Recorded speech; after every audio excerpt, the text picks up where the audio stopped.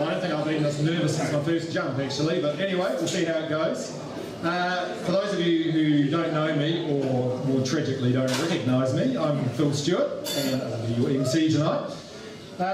Welcome, everybody, especially those of you who come from exotic and faraway places like Palmerston North and Tasmania. We have this fantastic turnout, but we do have a few people who couldn't make it tonight, and even though they've come up with all sorts of pathetic excuses, I better read their names out. So here we go. These are people who send their good wishes. Alison Blaine, Cheryl Butterworth, Frank Conway, Neil Crawford, Phil Krofsky, Gretchen Dunn, Jerry Harper, Grant Hoffmeister, Tony Jackson, Ray Mantelo, Steve Rush, Dave Tapp, and Arthur Wilkinson. Anybody else who should be mentioned as honourable triers who didn't make it? Okay. So I had a fairly short, unspectacular career of jumping in the sort of late 70s and early 80s, but then I got a mortgage, and I did a few hundred jumps, but I didn't break any bones, and I had a lot of fun. Now, sadly, I believe it wasn't too flash for jumping at Masterton, but at least it will teach you out-of-towners why we're so tough in Wellington. We'll also teach you why we actually sucked up to all of you people from Hawke's Bay and Palmerston North and Auckland and Nelson, because we very rarely ever got any jumping here, so we had to travel quite a lot to get it. Now, just a little bit of housekeeping, in case you haven't already figured it out. The toilets are through the back, the exit's there, and I think that's probably pretty much, and also, of course, the drinks, and there will be some food coming around later as well, and the drinks are on us. So, the music tonight is courtesy of, well, mostly, I'd say, Dave Gamble, with a little bit of input from me. If you don't like what you hear, it's almost invariably Dave's fault. If you do, thank you very much.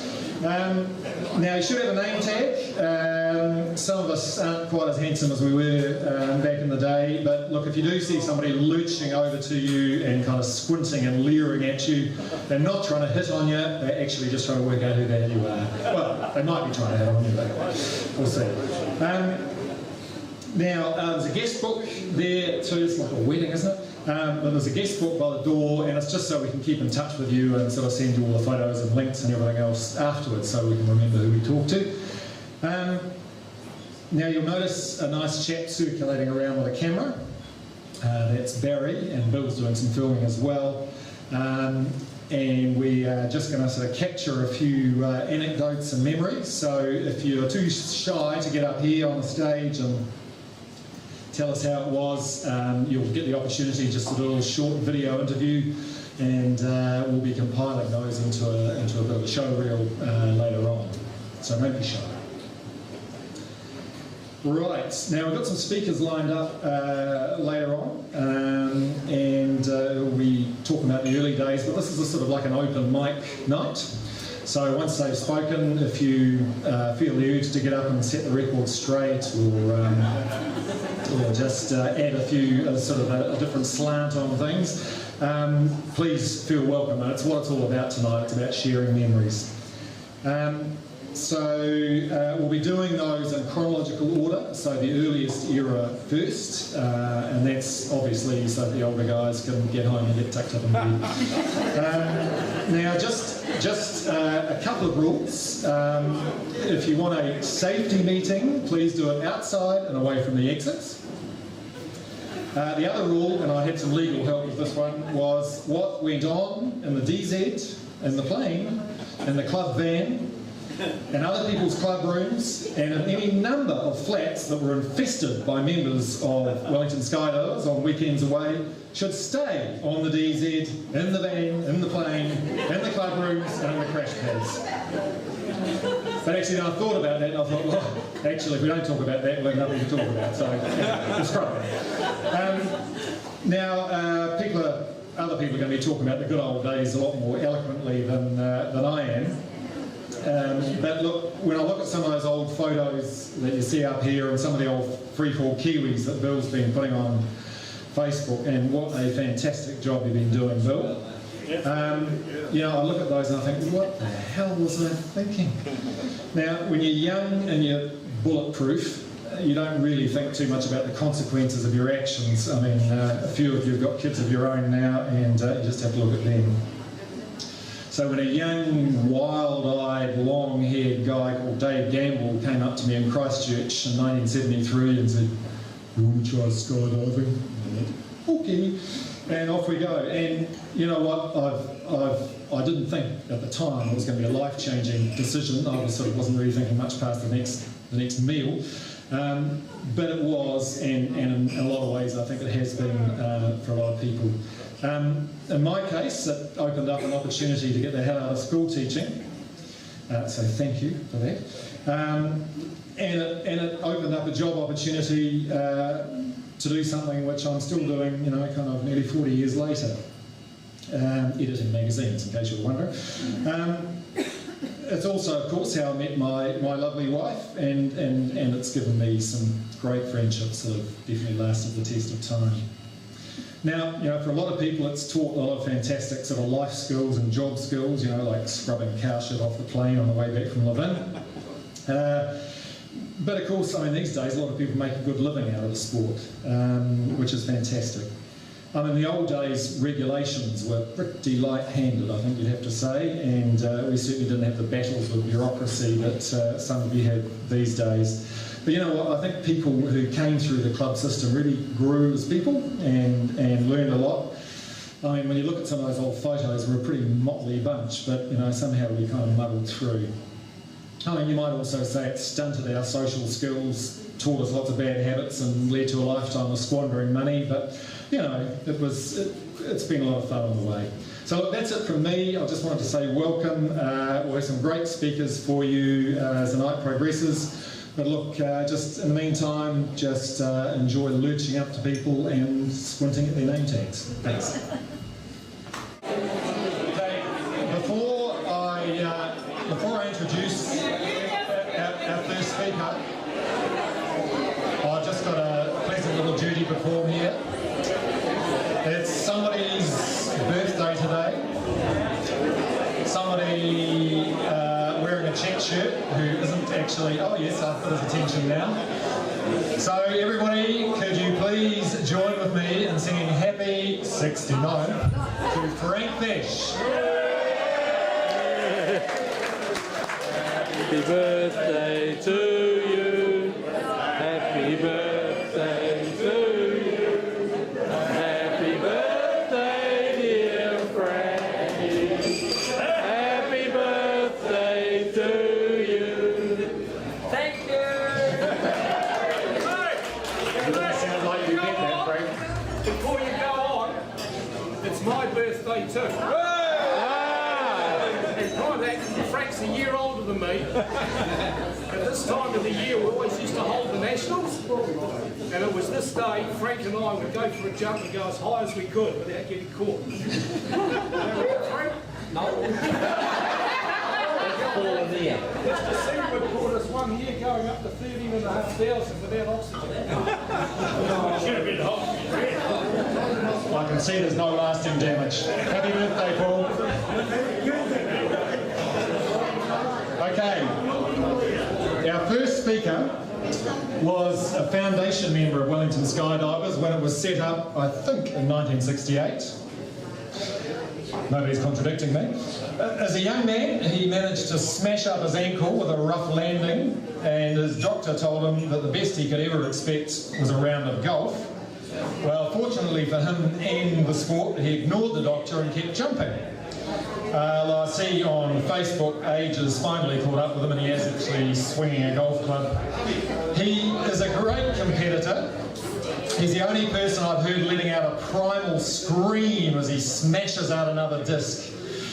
And some of us were just happy to make the peas. He's got a mind like a steel trap, and in another life, I think he actually would have made quite a good accountant. Are you guessing yet? I'm sure you will.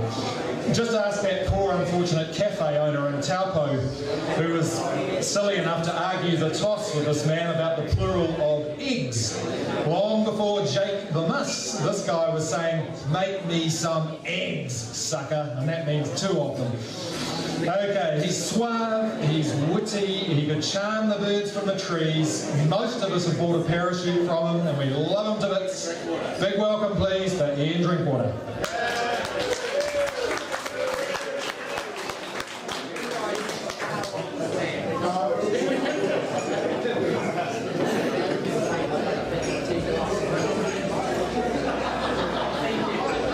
Well, what can I say after an invitation like that, other than most of course lies? So I'm going to read a few notes because I can't memorise some of my early days in skydiving. And to do that, I need to put my glasses on and hope that my voice lasts the distance. So You can do it, Frankies. Come on. You can do it. here we go. I think I need to lower this slightly. I need to lower this slightly, so. Halfway down, eh? So as Phil said, I was a foundation member of Wellington Skydivers, and my earliest memories go back to 1967 when I met a guy by the name of Bruce Farquhar at Mahia Beach who said to me, I'm going back to Palmy for some jumps. So my attention was immediate and I said, jumps? I replied, what do you mean? And so it was on my return to Palmerston North, this is in 1967, I joined the Manawatu Skydiving Club by contacting the then secretary, Sue Sims, now Sue Fesche.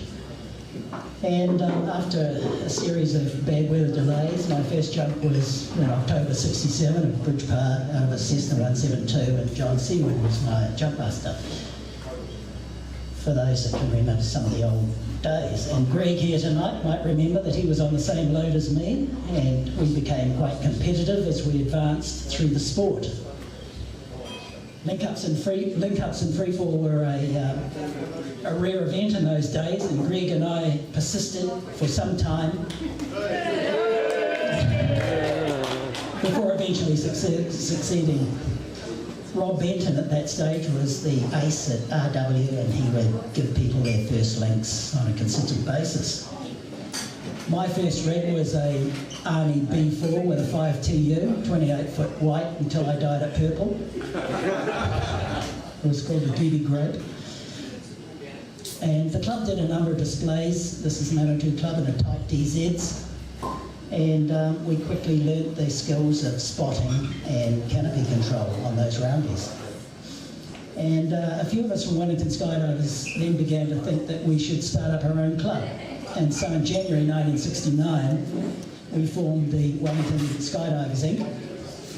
And the foundation members that I recall, and correct me if I've missed anyone, were Greg Tansley, myself, Les Roberts, Debbie Cahoon, Dick Coyne, Malcolm Kirk and Paul Anea. Have I missed anyone? Herman, somebody? Herman, yeah, the German, the mad German. Our inaugural jump was a mass water jump into Oriental Bay in January 1969, which went off well and generated national TV prime news.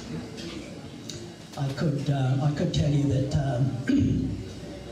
I slipped out of my harness before my feet hit the water and learnt the valuable lesson that you don't do that until your feet hit the water, because it's very hard to anticipate the distance.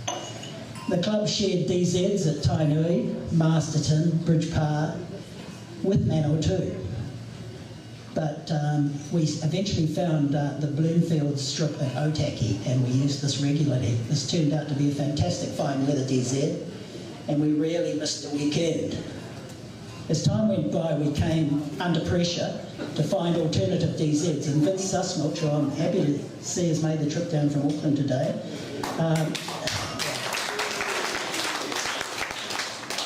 It's fantastic to have you here, Vince.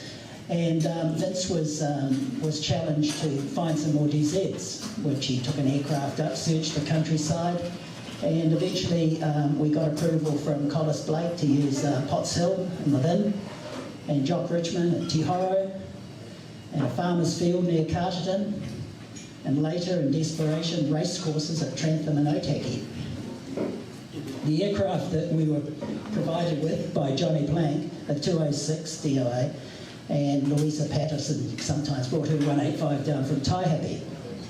We used Rick Rimmer's Cherokee 6 and also used Peter Button's Jet Ranger for display jumps. Sometimes Vince would obtain a top-dressing DC-3 complete with hopper, and we used this at Bridgepa and Danneberg. The pilots that I can remember were Ross Lockwood, Dave Ashworth, Johnny Plank, John Skogstad, Graham Moffat, who's here tonight, Mike Bartlett, Bo Ulrins, and even Vince was cajoled, or he cajoled DCA into getting approval without a commercial. The club travelled a lot, and Vince, working for the Met Office, always knew where the best weather would be.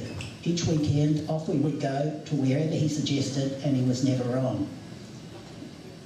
Some might recall the hair-raising drives in my Austin A110 when my passengers felt the need to wear their crash helmets while we were driving. And Les Roberts, I don't think he's here tonight, is he? He was forever telling me to slow down. So those were exciting, challenging, and sometimes irresponsible days in our 20s. And looking back, we were lucky to come through unscathed, most of us anyhow. The club progressed rapidly and turned over large numbers of students, many of whom stuck around. The Port Nicholson Yacht Club, once a week, was filled with members, first-timers, and suspended harnesses were stuck up everywhere for cutaway training and mats for landing rolls. Other venues were arranged like the Croy Community Hall and various other warehouses. Malcolm Kirk helped us locate alternative training areas. We were always chasing up display jumps for fundraising and promoting the club. Quite a few were done onto the tiny Oriental Bay beach. And I just remember one when Peter Golding, one of our club members, landed on the roof of a high-rise apartment block and we had to extract him from that. And another one that always comes to mind, which makes me chuckle, was his Father Christmas. I was exiting with a large bag of sweets over Mount Victoria at Cloud Base thinking, why am I experiencing ground rush on exit? And then the beard I was wearing covered my eyes while I scrambled for the ripcord. Another memorable one was from Peter's Jet Ranger onto Athletic Park for the World Cup rugby match between the All Blacks and Argentina. That was the one and only jump ever done into the old Athletic Park. A few at nightfall were done regularly into the Timaru stock cars. And being nightfall, we would fly from Masterton and try and pick out the racetrack by the circle of lights around it. And it was always a challenge to free fall at the end of the day in semi-darkness. And on one particular display, after my smoke canister had expired, they sometimes, as some of you might know, they flare into a flame at the end of their smoke. And mine did that, and to my horror caught fire the leg of my jumpsuit, and I had a frantic beating to extinguish it. Another onto the start-finish line that we did at the Wellington V8 street races, where we flew around in between the high-rise buildings and turbulent air. They were always challenging jumps and very satisfying to have pulled them off successfully. We all loved our display jumps. It was something we really all looked forward to doing. The Basin Reserve also proved to be another tricky display area. I think Rose might remember one particular jump here. And there's also a little island in Aotea Lagoon in Porirua that we occasionally did displays onto. And my recollection of the one that I was on was it was an unintentional water jump, and I think the guys that had landed on it looked to see the horror in my eyes when I realised I wasn't going to make landfall. In the early days, Paul Lanier acted as our CSO, so that was great. While some of us headed for our D licence, he took control. Not only did we all push boundaries frequently, but we severely tested his patience, I think. Would that be right, Paul? Tried to ground you once. I know. People have been trying to ground me for a long time. The club had a hard working core of voluntary helpers, and we pioneered a lot of new developments, especially with new gear. And at its peak, the club members picked up the bulk of gold medals at the Nationals, and we were on top of our game. I remember Vince and I one evening unpacking a paraplane that had been sent from the States. It's the first ram air in the country. Sent from the States in a packed situation, because prior to that you had to do a pilot's training course to use them in the States before they'd give them to you. And we convinced them to send one out unpacked, and we carefully unpacked it on the floor and then repacked it for me to jump. The paraplane, some of you might recall, was an evil device with long suspension lines and a rope and ring deployment system. My first jump at Otaki was a hop and pop, and it should have been obvious by the super hard opening that we weren't doing things right. The next jump, the terminal just about broke my neck and concussed me, and we immediately realised that the two Czech Spider pilot chutes were replaced with 3 MA1s, and the problem was solved, almost. Vince purchased the second one, and very soon we were feared by all the roundies on the load, and a movement developed against us that we were banned from RW loads for the fear of devouring one of the roundies after opening. Vince and I pioneered new designs and advances in gear and the sport, especially Vince, who did New Zealand's first canopy hookup at the AMP showgrounds at Levin. Was that with Nick or was it with Ron, Vince? Was it with Nick Campion? Okay, so that was the first New Zealand canopy hookup. And Vince was promoting relative work like, you know, it was going out of fashion. But after that led Nick to head off in the opposite direction after all our team practice jumps so that none of us could catch him. And it was Ron Bremner, Vince and I that always put 3 stacks together after our 4-way practices. Vince challenged our imaginations with what we thought at the time were absurd visions. He would say, one day we'll see ram air reserves, we'll see first jumpers using ram airs, we'll see sliders on ram airs, and we'll see canopy rollwork competitions, etc., etc.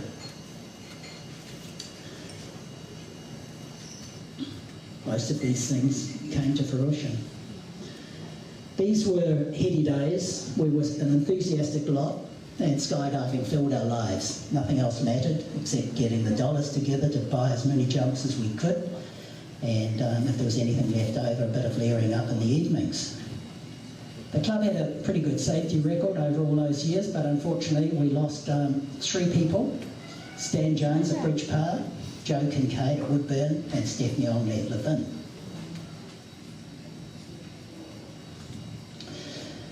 So we should remember those people here tonight. As the years rolled by, Vince and I became a little disillusioned with the club setup and decided to go commercial. The first commercial parachute operation in New Zealand, Wellington Parachute School. Or was it the Associated Parachute School? I've forgotten, it was so long ago. We wanted to have our own aircraft, the Cessna 172, but the club committee at the time didn't want to make a commitment to a large loan. So my contact with Wellington Skydivers after that was limited, and I lost some good friends as a result. Commercialism now dominates the sport, and some might say for the worse.